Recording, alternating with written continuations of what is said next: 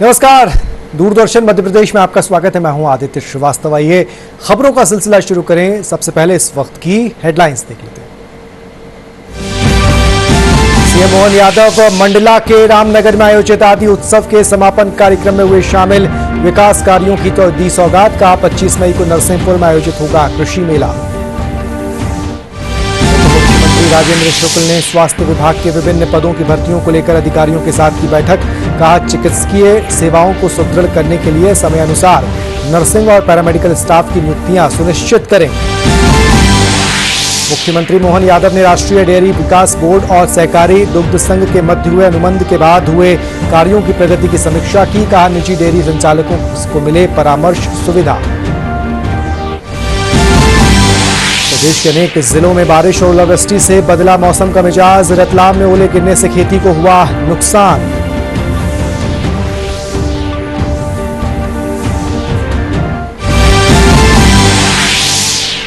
Kanha national park में बढ़ती गर्मी के बीच आग से बचाव के किए गए खास इंतजाम। सैकड़ों वनकर्मी, रेंज अफसर और बीट गार्ड द्वारा रात दिन की जा रही है निगरानी।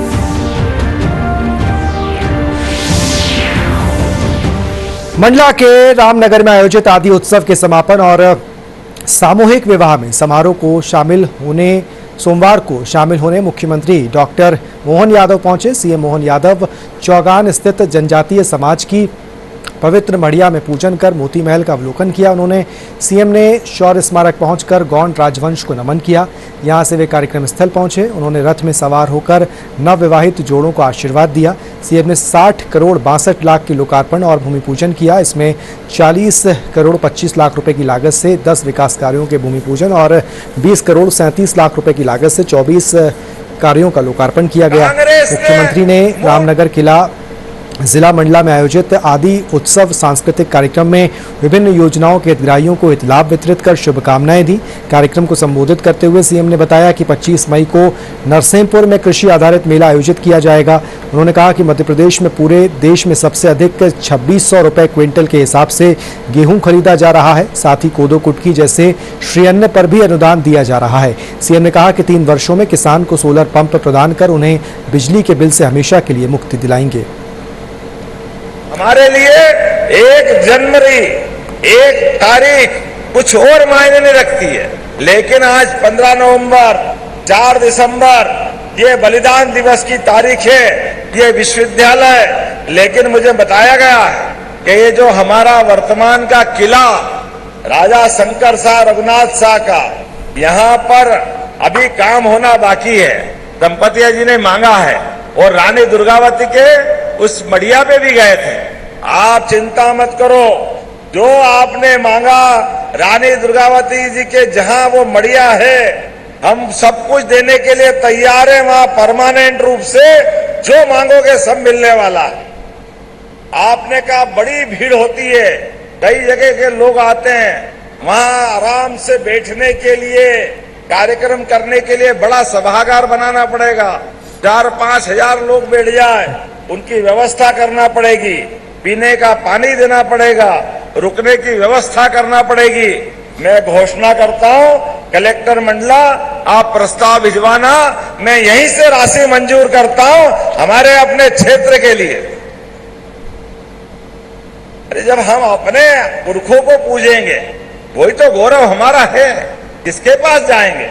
और इस राजा शंकर शाह रघुनाथ शाह के महल के लिए भी जो राशि आप मांगोगे, उस राशि भी, वो सारी की सारी राशि यहीं से मंजूर करने की घोषणा करता हूं।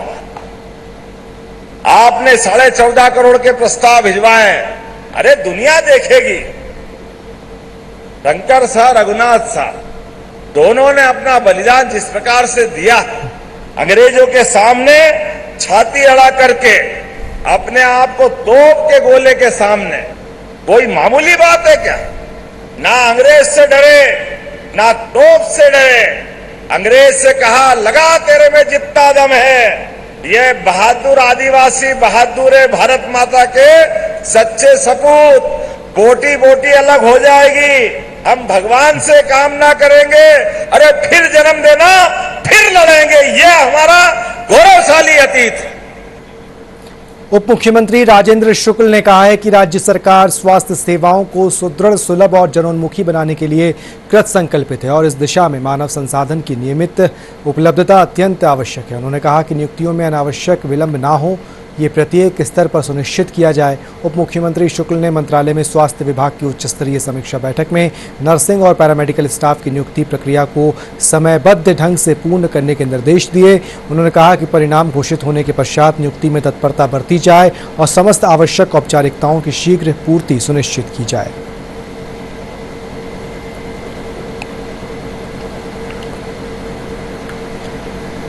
मुख्यमंत्री मोहन यादव ने सोमवार को राष्ट्रीय डेयरी विकास बोर्ड और मध्य प्रदेश राज्य सहकारी दुग्ध संघ के मध्य हुए अनुबंध के बाद हुए कार्यों की प्रगति की समीक्षा की।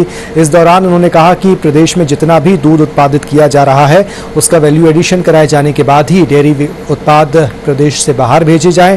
उन्होंने कहा कि सहकारी संघों के साथ साथ निजी डेयरी संचालकों को भी आवश्यक परामर्श उपलब्ध कराया जाए। साथ ही अन्य राज्यों में अच्छी नस्ल की गायों और भैंसों से होने वाले दूध उत्पादन का अध्ययन कर उन नस्लों को प्रदेश के किसानों को उपलब्ध कराने पर भी काम किया जाए। सीएम ने कहा कि डेयरी क्षेत्र में एनडीडीबी की विशेषज्ञता का लाभ पूरे प्रदेश को समान रूप से मिलना चाहिए। समीक्षा बैठक से पहले ही एनडीडीबी के अधीन आए दुग्ध संघ ने किसानों से लिए जाने वाले दूध के फैट की कीमत में 1 मई से वृद्धि लागू कर दी है ताकि किसानों को सीधा लाभ मिल सके। गौरतलब है कि गत 11 अप्रैल को केंद्रीय सहकारिता मंत्री अमित शाह की उपस्थिति में एनडीडीबी और राज्य सहकारी दुग्ध संघ के बीच एमओयू पर हस्ताक्षर हुए थे। इसमें आने वाले समय में दूध उत्पादन बढ़ाने पर विशेष फोकस कर इस दिशा में ठोस कार्यवाही करने का निर्णय लिया गया है।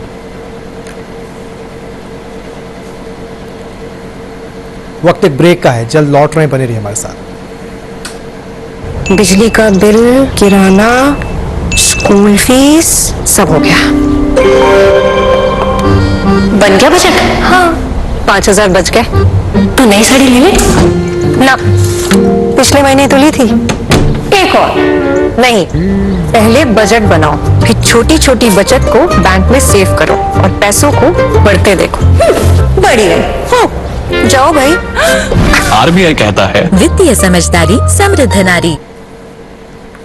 मध्य प्रदेश में सोमवार को मौसम का मिजाज एक बार फिर बदल गया। प्रदेश के ग्वालियर, भोपाल समेत कई जिलों में हल्की और तेज बारिश हुई। कई जगहों पर तेज हवाओं के साथ ओले भी गिरे। मौसम विभाग के वरिष्ठ वैज्ञानिक डॉक्टर अरुण शर्मा ने बताया कि पश्चिमी विक्षोभ, साइक्लोनिक सर्कुलेशन और टर्फ की वजह से पूरे प्रदेश में मौसम बदला हुआ है।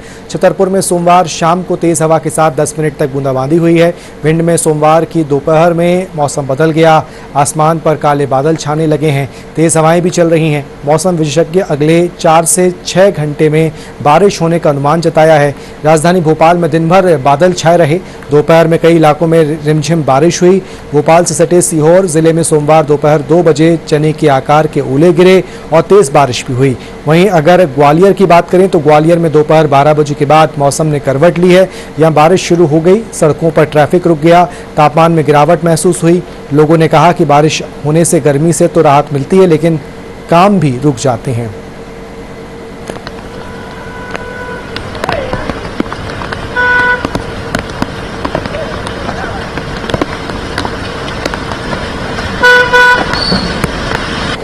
मध्य प्रदेश में अगर 24 घंटों के मौसम के बारे में देखा जाए तो वेस्ट एमपी के अंदर स्कैटर्ड रेनफॉल को दर्ज किया गया है और सबसे अधिक जो हैवी रेनफॉल को इंदौर के अंदर 70.0 mm में दर्ज किया गया है। इस तरह से 13 जगहों पे जो है वो थंडरस्टॉर्म, लाइटनिंग और गस्टी विंड्स को, और इंदौर के अंदर हवाओं को जो है वो 111 किलोमीटर पर आवर के हिसाब से दर्ज किया गया है।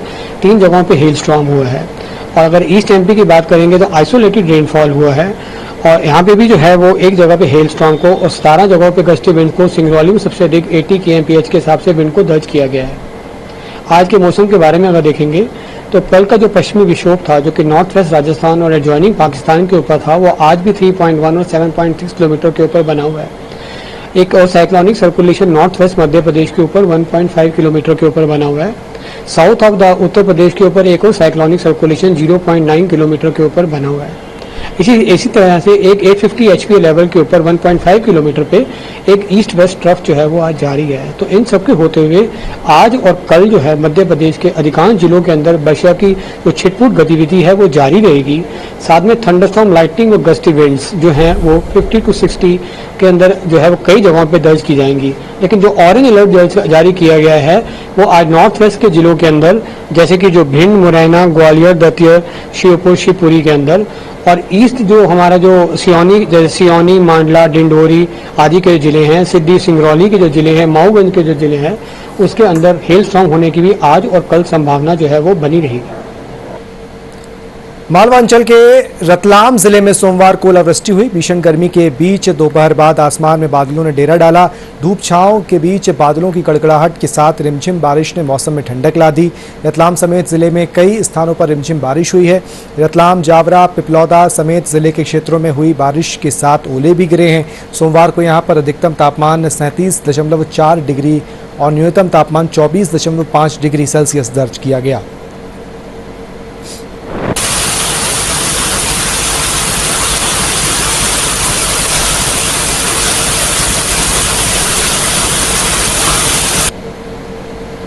वक्त एक और ब्रेक का है, जल्द लौट रहे हैं, बने रहिए हमारे साथ। Good good.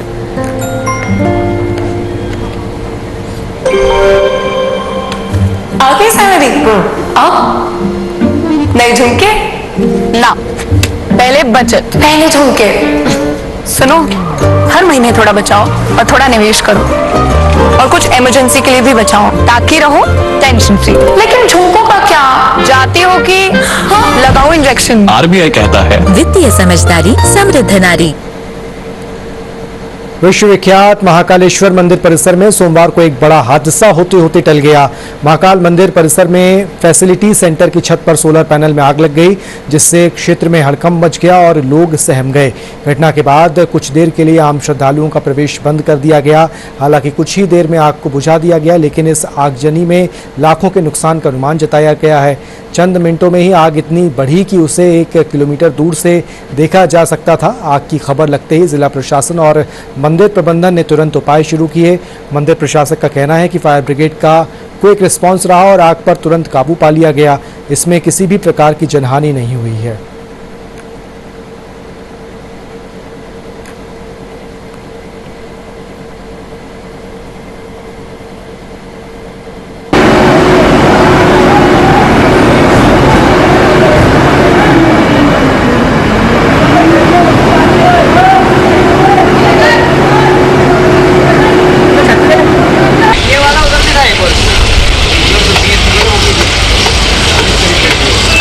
महाकालेश्वर मंदिर का जो प्रांगण है उसमें फैसिलिटी सेंटर पे कंट्रोल रूम है, उसकी छत पे प्रदूषण विभाग की कुछ बैटरीज रखी हुई थी। उन बैटरीज के अंदर आग लगी और आग लगने के तत्काल बाद उस पर काबू पा लिया गया। दमकल की गाड़ियां तत्काल मौके पर पहुंचा दी गई थी। सभी अधिकारी और सभी कर्मचारी मौके पर उपस्थित थे। तत्काल आग पर काबू पा लिया गया था और दर्शन व्यवस्था भी निर्बाध रूप से जारी रही। कोई हताहत वगैरह कोई नहीं, किसी प्रकार की कोई जनहानि या किसी के हताहत होने की कोई खबर नहीं है। केवल जो बैटरीज थी उनका नुकसान हुआ है प्रदूषण विभाग। कटनी में सोमवार को ईवीएम और वीवीपैट का निरीक्षण किया गया। राजनीतिक दलों के जनप्रतिनिधियों की उपस्थिति में जिला कलेक्टर ने स्ट्रांग रूम का निरीक्षण किया। स्ट्रांग रूम बंद निरीक्षण के दौरान कलेक्टर दिलीप यादव, अपर कलेक्टर और उप जिला निर्वाचन अधिकारी साधना परस्ते सहित अन्य अधिकारी मौजूद रहे। इंडिया की तरफ से जो शेड्यूल निकला हुआ है, मंथली और क्वार्टरली जो इंस्पेक्शंस होते हैं वो ही आज किया गया है। इसमें हम सभी जो मान्यता प्राप्त राजनीतिक दल हैं और हमारे जो स्टाफ, डेप्यूटी वगैरह सभी के साथ में करते हैं। पोर्टल के माध्यम से फोटो अपलोड की जाती है और जो भी शेड्यूल रहता है कमीशन का उसके अकॉर्डिंगली करते हैं। वक्त एक और ब्रेक का है, जल्द लौट रहे हैं, बने रहिए हमारे साथ। ओह लवली, वेल डन। अब होगा बड़ा स्टूडियो, नया कैमरा, नई लाइट्स, लगे हाथ नई कार भी ले लो उसी लोन से। नो, लोन लिए गए काम में ही लगाओ, समय से ईएमआई चुकाओ, क्रेडिट स्कोर बढ़ाओ और अगला लोन आसानी से पाओ। कार नहीं तो मेरी फोटो तो ले लो। आप कौन? आरबीआई कहता है वित्तीय समझदारी समृद्ध।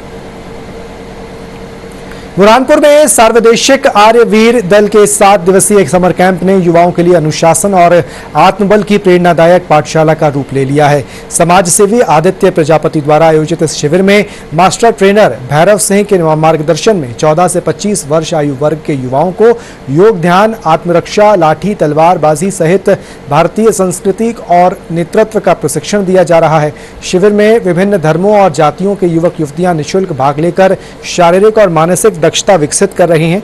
रात्रिकालीन व्याख्यानों में राष्ट्रभक्ति और संस्कारों की शिक्षा दी जा रही है। ये शिविर युवाओं को नशे से दूर कर सशक्त नागरिक बनाने की दिशा में प्रभावी कदम मान रहे हैं।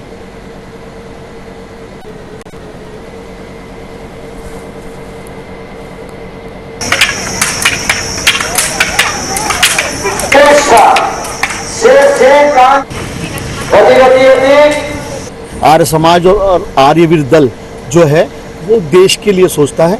कोई भी जाति धर्म का बच्चा यहाँ पर आकर हमने सोचा कि आज की तारीख में बच्चियों को विशेष रूप से जब आज समाज की ऐसी ऐसी घटनाएं हमने सामने आ रही है तो हमें बच्चियों को प्रशिक्षित करना चाहिए। तो हम आर्यवीर दल के माध्यम से पूरे देश में ही आर्य समाज ये पहल करता है कि बच्चियों को कैसे भी उनका शारीरिक स्वास्थ्य हो, बौद्धिक स्वास्थ्य हो और उनको कैसे समाज में रहने के तरीके बताए जाएं, उनको राष्ट्र के प्रति प्रेम, धर्म के प्रति प्रेम कैसे दिखाया जाए। इसलिए पूरे भारत में ही आर्यवीर दल के द्वारा ऐसे शिविर लगाए जाते हैं। ये बहुत अच्छी पाठशाला है। यहाँ बहुत प्रशिक्षण मिलता है, सीखने के लिए मिलता है। हम सुबह प्रातः में 5:30 बजे आते हैं। यहाँ बहुत सारे व्यायाम होते हैं, जैसे सर्वांग सुंदरम व्यायाम, चंद्रयान मतलब सूर्य नमस्कार, भूमि नमस्कार, चंद्र नमस्कार आदि व्यायाम होते हैं। फिर दोपहर में हमारे यहाँ बौद्धिक ज्ञान होता है। बौद्धिक ज्ञान में बहुत सारी अच्छी अच्छी बातें सिखाई जाती है, जिससे हमारे बुद्धि में ज्ञान आता है। फिर इसमें 5 बजे शाम में हमें यहाँ लाठी चालन सिखाया जाता है, जिससे हमारे शरीर मतलब हम खुद की रक्षा कर सकते हैं। यहाँ मतलब बहुत अच्छी सी सुविधा है सब। हाँ, ये आज के युग में बहुत ज़रूरी है लड़कियों के लिए, खासकर लड़कियों के लिए सीखना चाहिए, ये ज़रूरी है आज। यहाँ पर प्रातःकाल जो है एक सूक्ष्म व्यायाम होते हैं, जिसमें सर्वांग सुंदर व्यायाम होता है। उसके बाद सूर्य नमस्कार, भूमि नमस्कार, फिर आसन प्राणायाम, फिर यहाँ पर कराटे का अभ्यास किया जाता है, जिसमें कुछ किक वगैरह भी साथ में सिखाई जाती हैं। और फिर यहाँ पर इनका बौद्धिक होता है, जिससे व्यक्ति का जीवन निर्माण हो। बौद्धिक सत्र भी चलते हैं यहाँ पर, 2-2 घंटे के बौद्धिक होते हैं। फिर सायंकाल में इनको जो लाठी का प्रशिक्षण दिया जाता है कि लाठी के कोई मारता है, प्रहार करता है तो किस प्रकार से रोका जाए उसको, जिससे व्यक्ति अपने आप का बचाव कर सके। मंडला जिले के कान्हा नेशनल पार्क में बढ़ती गर्मी के बीच आग से बचाव के खास इंतजाम किए गए हैं। गर्मी बढ़ते ही जंगलों और नेशनल पार्क में जंगल की आग का खतरा मंडराने लगता है। बांस और साल के पेड़ों से आच्छादित ये जंगल गर्मी के मौसम में खासा संवेदनशील हो जाता है। आग से निपटने के लिए पार्क प्रबंधन ने फायर कैंप, सैटेलाइट मॉनिटरिंग और मैनुअल निगरानी जैसे कई इंतजाम किए हैं। सैकड़ों वनकर्मी, रेंज अफसर और बीट गार्ड दिन रात निगरानी में जुटे हैं। कोर एरिया में आम लोगों का प्रवेश प्रतिबंधित होने से कृत्रिम आग का खतरा कम है, लेकिन प्राकृतिक कारणों से आग की आशंका बनी रहती है। इसके बावजूद प्रबंधन की सतर्कता से अब तक कोई बड़ी जनहानि आगजनी नहीं हुई है। कान्हा के वनकर्मियों का समर्पण जंगल और वन्य जीवों की सुरक्षा में अहम भूमिका निभा रहा है।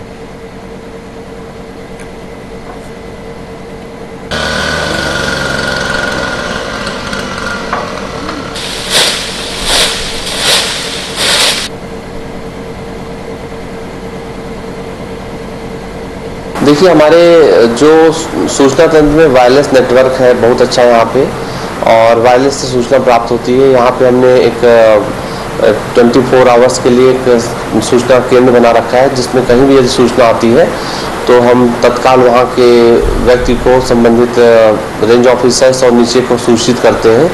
दूसरा, भारत सरकार की जो फॉरेस्ट सर्वे ऑफ इंडिया की एक फायर अलर्ट का एक सिस्टम है, जो कि सैटेलाइट के माध्यम से फायर अलर्ट्स आते हैं और वो संबंधित बीट गार्ड, संबंधित रेंज ऑफिसर और डीएफओ इवन मेरे भी मोबाइल पे आते हैं, तो उसमें लोकेशन भी रहती है।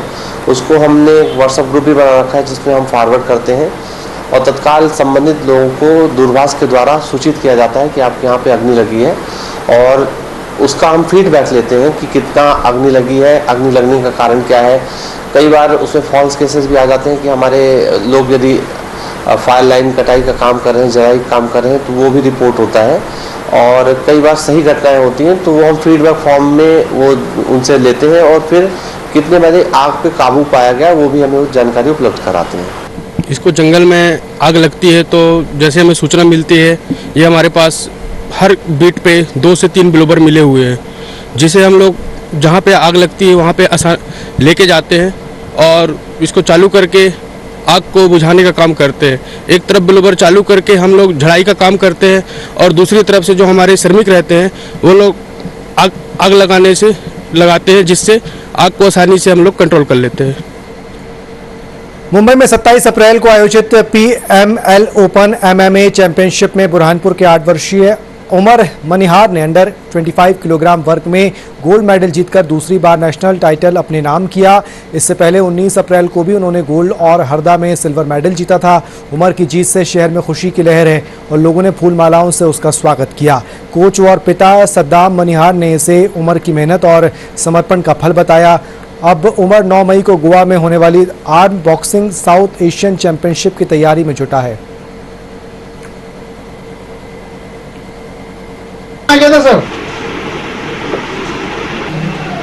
किक बॉक्सिंग भी खेले हुए, MMA भी खेले हुए, ये बहुत सारे गोल्ड भी लाए हुए और ये सिल्वर भी लाए हुए।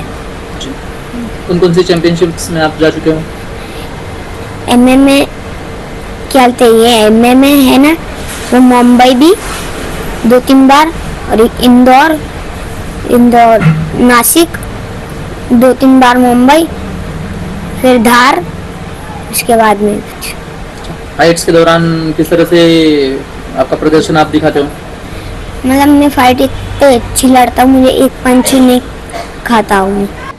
एक्चुअली ये बचपन से ही मतलब इसका मतलब अच्छा खासा रुझान मेरे को ऐसा लगा कि ये मिक्स मार्शल आर्ट और बॉक्सिंग जैसे गेम के अंदर कुछ बेहतर कर सकता है। इसकी पंचिंग वगैरह बहुत अच्छी थी। मैं ऑलरेडी MMA से हूँ तो मैं थोड़ा बहुत जानता भी उसके बारे में, तो मैंने देखा कि ये बेहतर परफॉर्म कर सकता है, तो फिर मैंने सोचा क्यों ना उसको ट्राई किया जाए। तो अल्हम्दुलिल्लाह जब भी जहाँ भी जो भी इवेंट को उसने खेला है उसके अंदर उसको गोल्ड सिल्वर ही लगा है, अधिकतम तो गोल्ड ही लगा है उसको।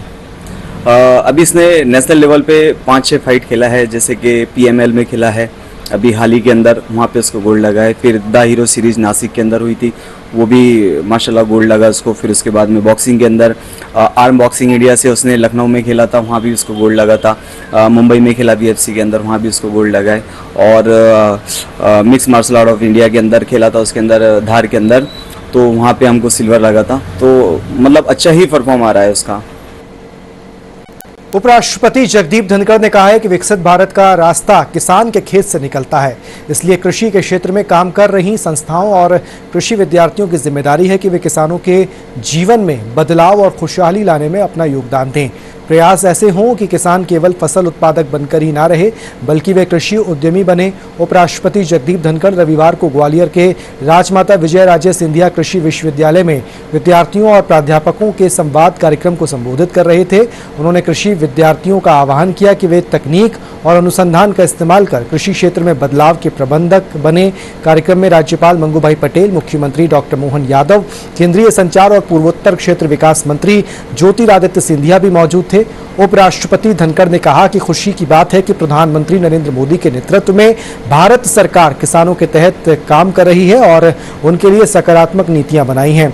उपराष्ट्रपति ने मध्य प्रदेश में मुख्यमंत्री डॉक्टर मोहन यादव द्वारा गौवंश के संरक्षण के उद्देश्य से गौशालाओं को दिए जा रहे प्रोत्साहन की प्रशंसा की। इस दौरान उपराष्ट्रपति जगदीप धनखड़ ने राजमाता विजयराजे सिंधिया कृषि विश्वविद्यालय ग्वालियर में प्राकृतिक खेती इकाई और मॉडल गौशाला का लोकार्पण भी किया। मैडम रागिनी शुक्ला जी से निवेदन करूंगा, किसान की जब बात आती है, किसान अन्नदाता है, किसान आगे बढ़ाता है। हर कालखंड में देश पर जब भी संकट आया है हमने किसान को याद किया। वर्तमान प्रधानमंत्री श्री नरेंद्र मोदी जी ने एक नया आयाम और अब हो गया जय जवान जय किसान जय विज्ञान जय अनुसंधान।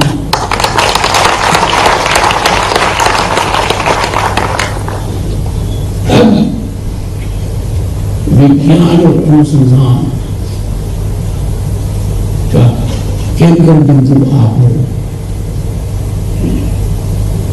You have to catalyze the big change by innovation, by scientific applications, by research. क्या हम ऐसा कर पा रहे हैं? ये मैं आपके विवेक के लिए सोचता हूं, क्योंकि मेरी दृढ़ मान्यता है विकसित भारत का रास्ता किसान के खेत से निकलता है। Please convert farmer from producer to agripreneur, agriculture entrepreneur, जिसको मैं एग्रीप्रेन्योर्स कहता हूं।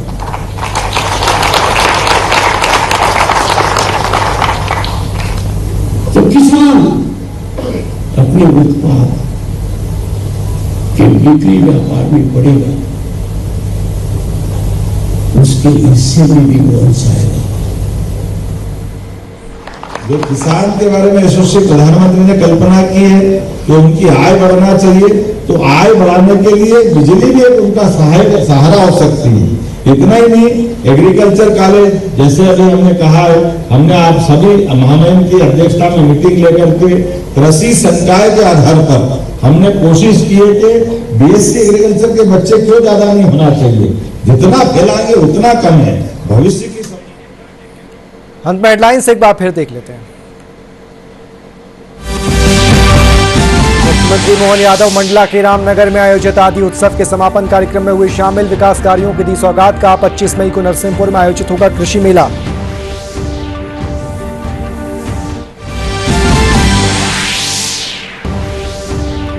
उप मुख्यमंत्री राजेंद्र शुक्ल ने स्वास्थ्य विभाग के विभिन्न पदों की भर्ती को लेकर अधिकारियों के साथ की बैठक। कहा चिकित्सीय सेवाओं को सुदृढ़ करने के लिए समयानुसार नर्सिंग और पैरामेडिकल स्टाफ की नियुक्तियां सुनिश्चित करें।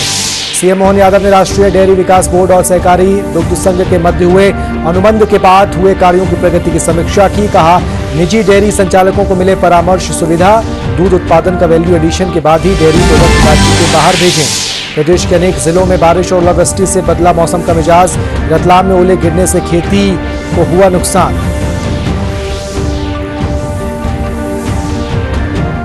कान्हा नेशनल पार्क में बढ़ती गर्मी के बीच आग से बचाव में किए गए हैं खास इंतजाम। सैकड़ों वनकर्मी, रेंज अफसर और बीट गार्ड द्वारा रात दिन की जा रही है निगरानी।